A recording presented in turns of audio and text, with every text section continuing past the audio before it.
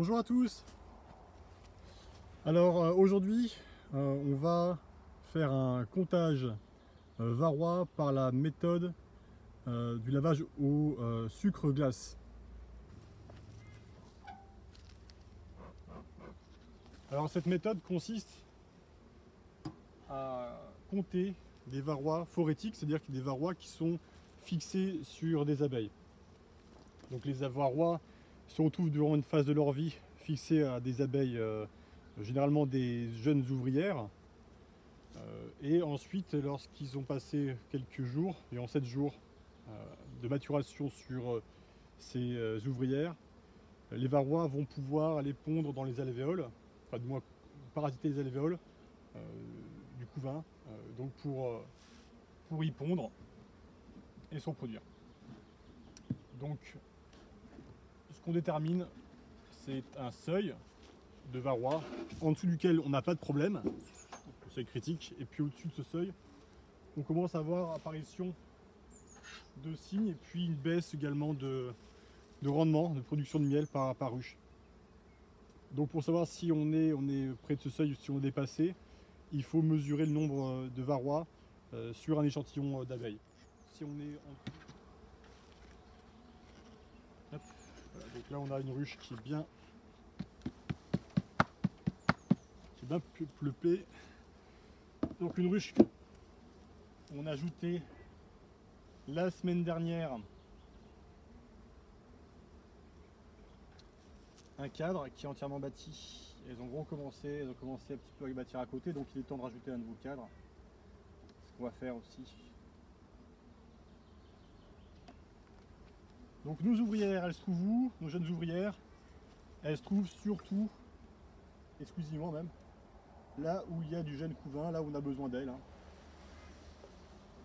Là on n'a pas trop de jeunes couvains.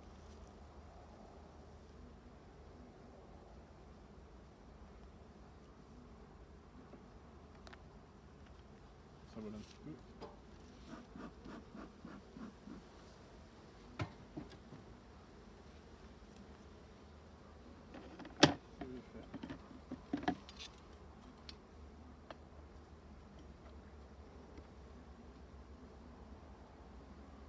Qu'est-ce qu'on a ici?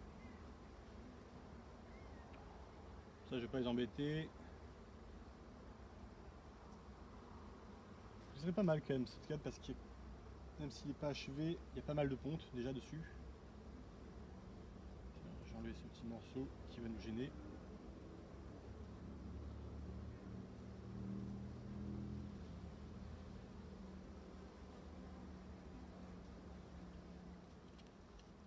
Alors voilà, il y a des ponts de cire qui permettent en fait aux abeilles de circuler d'un cadre à un autre, mais également d'éviter la remontée de chaleur, la ruche, vous voyez, du cœur du nid. Donc elle couvre avec des ponts, ça isole davantage. Donc moi je les coupe, ces ponts, mais je les arrache pas dans cette période.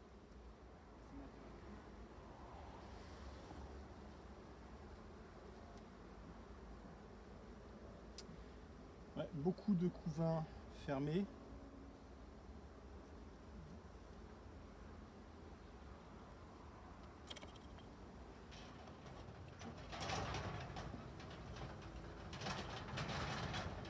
Voilà, c'est un petit peu mieux ici.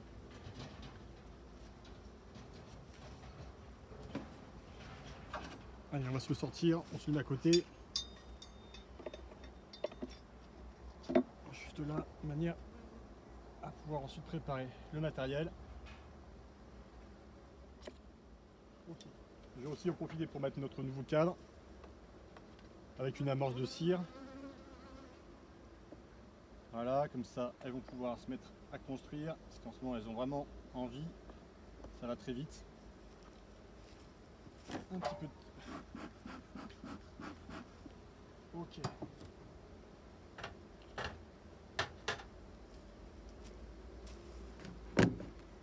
Donc,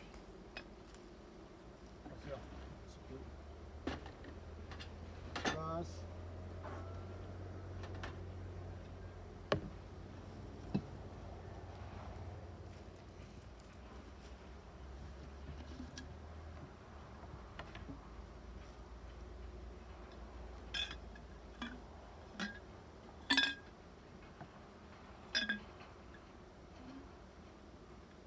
Ok, maintenant on va prélever les abeilles. Donc dans un pot.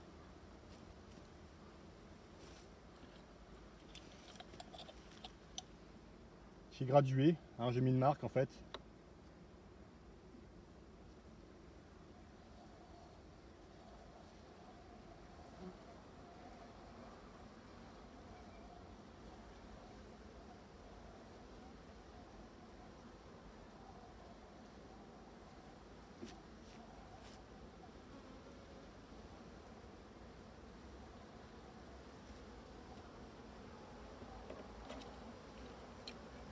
Quantité d'abeilles qui est ensuite placée dans le shaker. On va pouvoir replacer tout le monde là. Alors quand on a pas mal d'abeilles comme ça, hein, faut être tranquille, faut pas les écraser en les réintroduisant.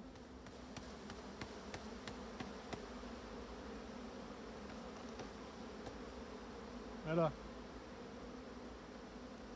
Comme ça on fait pas rouler les abeilles en remettant le cadre.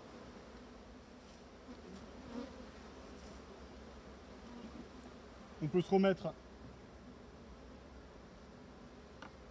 le capot, voilà, pour être tranquille, pour qu'il soit tranquille aussi pendant quelques secondes de plus. Donc on a nos abeilles, notre échantillon d'abeilles, environ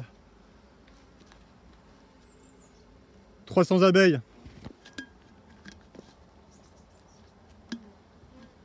On va mettre dedans le sucre glace, hein.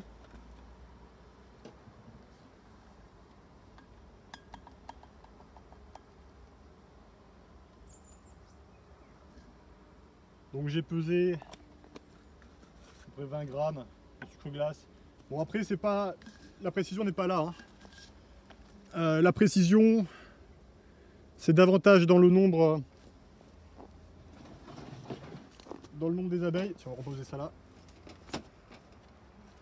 Dans le nombre des abeilles qu'on a collecté dans l'échantillon. Et maintenant donc on va rouler les abeilles, voilà, dans le sucre glace. Alors qu'est-ce qui va se passer?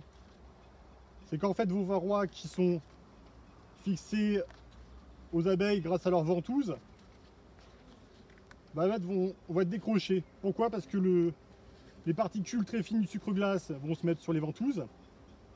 Les varrois vont se retrouver mélangés au sucre glace, vous voyez. Donc là, on secoue un petit peu pour que les varrois quittent les abeilles.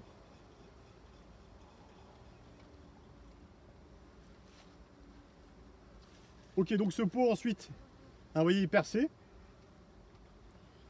Ce que je vais faire, c'est que je vais, juste après, hein, donc j'ai à peu près secoué, on va dire 1 minute, hein, un peu moins. Encore un petit peu, allez. Je vais mettre le sucre glace ici.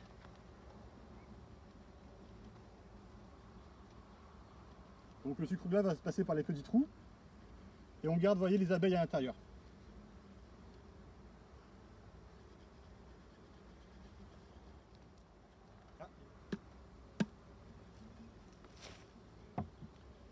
On va rajouter le reste de l'échantillon du sucre glace.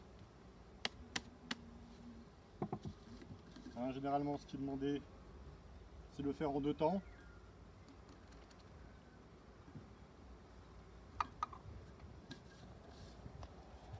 C'est reparti.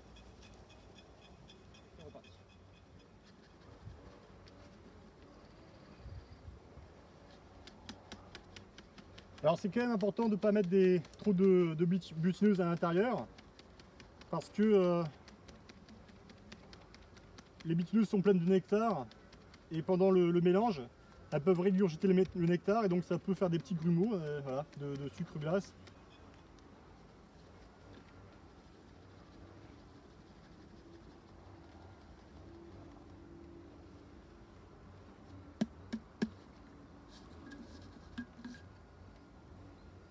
Ok, on a nos abeilles qui sont encore vaillantes, c'est pas de problème. On a notre sucre glace qui est ici, qu'on va récupérer tout à l'heure. Et voilà, on remet nos abeilles ici.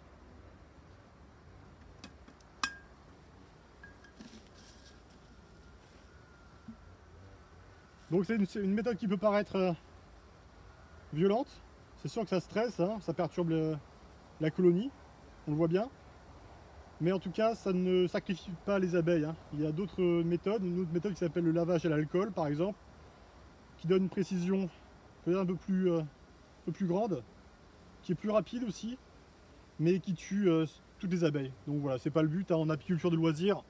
Nous, ce qu'on cherche, c'est d'épargner le maximum.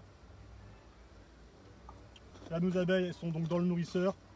Elles vont rentrer dans la colonie rapidement. Là, on voit déjà certaines sont en train de battre le rappel.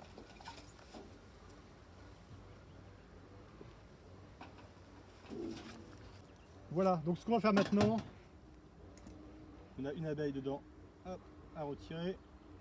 Maintenant, donc notre sucre glace, on va le rapporter à la maison, hein.